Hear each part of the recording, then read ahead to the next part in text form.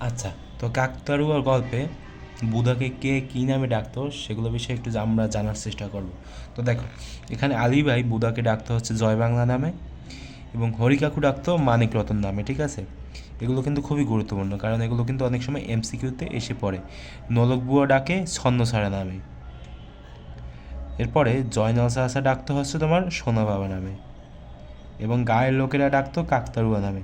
তো এগুলো সম্পর্কেই কিন্তু আমরা কাকতাড়ুয়া গল্পে জানতে পারি যে কে কী কী নামে আর কি বুধাকে ডাকতো, ঠিক আছে?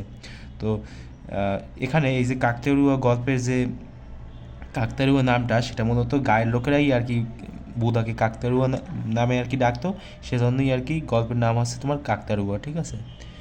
তো আমরা কিন্তু সবাই বুধাকে কাকতাড়ুয়া নামেই চিনি, কিন্তু প্রকৃতপক্ষে এই যে কাকতাড়ুয়া গল্পের যে ছেলেটা তার নাম হচ্ছে বুধা, ঠিক আছে? তো এগুলো সম্পর্কে সবাই একটু মানে পড়াশোনা করো, এবং মন দিয়ে একটু ওই যে তোমার গল্পটা আছে না, এই গল্পটা একটু পড়ো, ঠিক আছে? তাহলে কিন্তু আরও অনেক ধরনের যে ইনফরমেশনগুলো আছে সেগুলো সম্পর্কে জানতে পারবা। এখানে শুধু আর কি নাম নিয়েই আলোচনা করা হয়েছে। পরবর্তীতে আমরা সময় পেলে আরও অনেক কিছু নিয়ে আলোচনা করব।